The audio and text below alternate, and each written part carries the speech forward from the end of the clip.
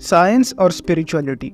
जब भी लोग इन दो शब्द को एक साथ सुनते हैं तब पता नहीं क्यों सबके दिमाग में एक डिबेट सा माहौल तैयार हो जाता है, मानो ये दो चीज़ें एक दूसरे के बहुत बड़े विरोधी हो।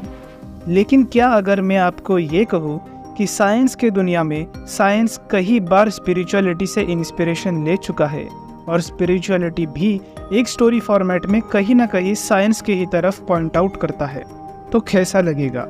फॉर एग्जाम्पल, किसी भी वस्तु को क्रिएट करने के लिए सबसे ज़्यादा ज़रूरी होता है नॉलेज। इसलिए सनातन धर्म में गॉड ऑफ क्रिएटर ब्रह्मा के साथ गॉडेस ऑफ नॉलेज माता सरस्वती होती है। सिमिलरली किसी भी वस्तु को मेंटेन या ऑपरेट करने के लिए सबसे ज़्यादा ज़रूरी होता है पैसा। सो गॉड ऑफ प्रिजर्वर भगवान विष्णु के साथ गॉडेस ऑफ वेल्थ माता लक्ष्मी होती है। और उसी तरह किसी भी वस्तु का विनाश करना हो तो सबसे ज़्यादा ज़रूरी होता है पावर।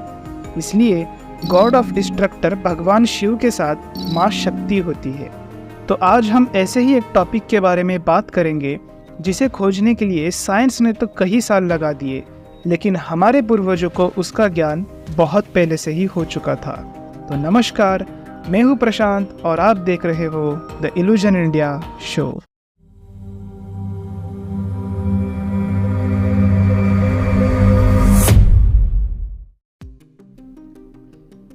साइंस और सनातन के इस सीरीज में आज का टॉपिक होगा द स्पीड ऑफ लाइट।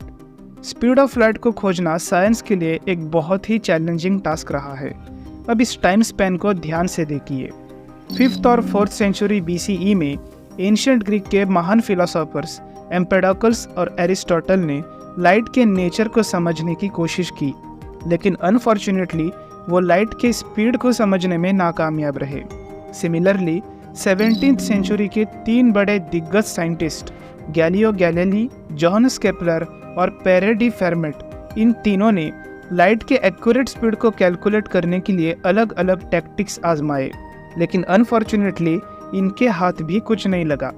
अब 17th सेंचुरी में ही ओले रेमर नामक एक डैनिश एस्ट्रोनॉमर ने जुपिटर के मून्स और सन के अराउंड अर्थ के ऑर्बिट्स को समझकर सबसे पहले ये प्रूफ किया कि लाइट का एक अपना फाइनाइट स्पीड है।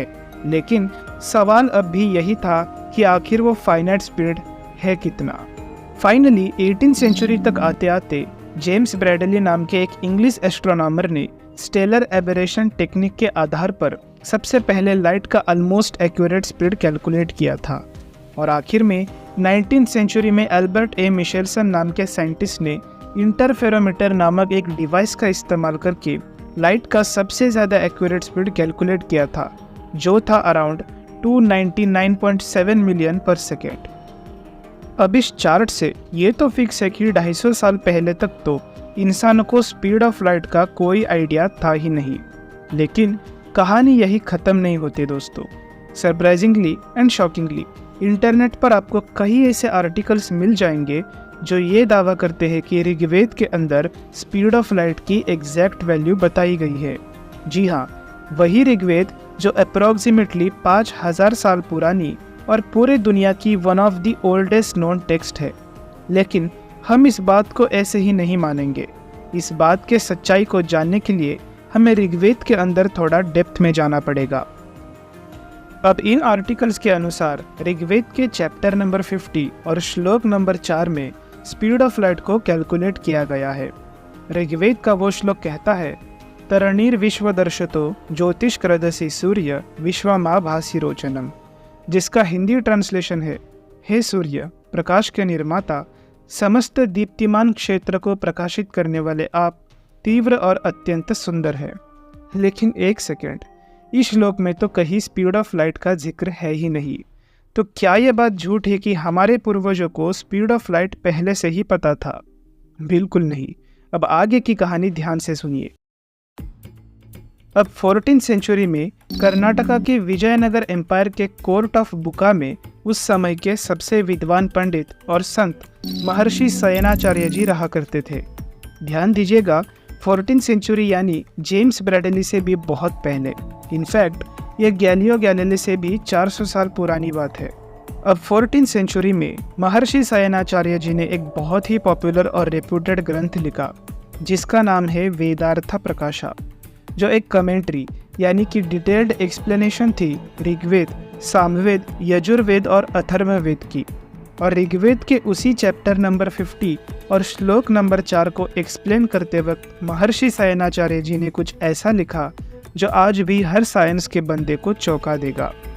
तो वो अपने एक्सप्लेनेशन में लिखते हैं, तथा च स्मर्यते योजनानां सहस्त्रम द्वे द्वे शते द्वे च योजने एकेन निमिषार्धे न क्रममाण, जिसका हिंदी ट्रांसलेशन है, हे सूर्य, आपका प्रकाश आधे निमिषा में 2202 योजना की दूरी तय करता है। अब दोस्तों, योजना और निमिषा ये दोनों भी एंशिएंट इंडिया के यूनिट्स है, जिसे हमें मॉडर्न डे यूनिट में कंपेयर करना होगा। संस्कृत में निमिषा का अर्थ होता है पलक झपकने में लगने वाला समय। अब महाभारत के शांति पर्व के कैलकुलेशंस के हिसाब से एक निमिषा आज के 0.2112 सेकेंड्स के बराबर होता है। तो उस हिसाब से आधे निमिषा का मतलब हुआ 0.1056 सेकेंड्स। अब आते हैं योजना पर। विष्णु पुराण के चैप्टर नंबर 6 में योजना का सही वैल्यू बताया गया है।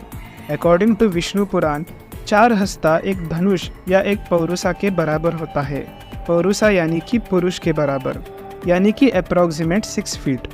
और इसी तरह 8000 धनुष को जोड़ो तो एक योजन बनता है। तो इस हिसाब से एक योजन यानी 48,000 फीट। और अगर इसे माइल्स में कन्वर्ट करें तो 48,000 फीट्स यानी कि 9.09 माइल्स। सो 2202 योजन हुआ 20,016.18 miles. Now everything is clear. आधे निमिषा में 2202 योजन यानी कि 20,016.18 माइल्स पर 0.1056 सेकेंड्स, यानी कि 1,89,547 माइल्स पर second, which is really fascinating because 19th century में जो latest speed of light calculate किया गया था, अगर उसे माइल्स में कन्वर्ट करो तो इट इज़ 1,86,000 माइल्स पर सेकेंड। इन दो नंबर्स का परसेंटेज डिफरेंस अगर निकालो तो it's just 1.79% difference, which is really surprising.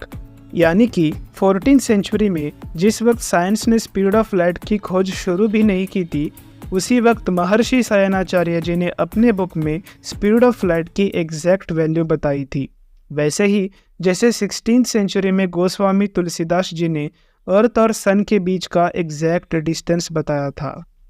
तो इन शॉर्ट, हमारे ऋषि मुनि ही हमारे साइंटिस्ट है। बस फ़र्क इतना है कि एक साइंटिस्ट अपने नॉलेज को मैथमेटिकली प्रूव करने में लगा रहता है और एक ऋषि मुनि अपने नॉलेज से लोगों को मॉरल वैल्यूज सिखाने में लगा रहता है। ये बात हमारे लिए हमेशा एक रहस्य बन के रह जाएगा कि हमारे पूर्वजों को साइंस का इतना डीप नॉलेज आखिर मिला कहाँ से। तो ये था साइंस और सनातन का पार्ट 1 वीडियो, और आगे आने वाले पार्ट्स में हम और भी ज़्यादा कॉम्प्लेक्स टॉपिक्स उठाएंगे, जैसे कि time dilation theory, quantum physics, gravity etcetera. तो इस सीरीज से जुड़े रहने के लिए हमारे चैनल इल्यूजन इंडिया को सब्सक्राइब करना ना भूलें, और साथ ही में टॉपिक रिकमेंडेशंस के लिए आप हमारे इंस्टाग्राम अकाउंट पर भी डीएम कर सकते हैं, जिसका लिंक मैंने डिस्क्रिप्शन पर दिया हुआ है। तो मिलते हैं अगली बार और भी ऐसे एजुकेशनल और मिस्टीरियस टॉपिक्स के साथ। तब तक जय हिंद।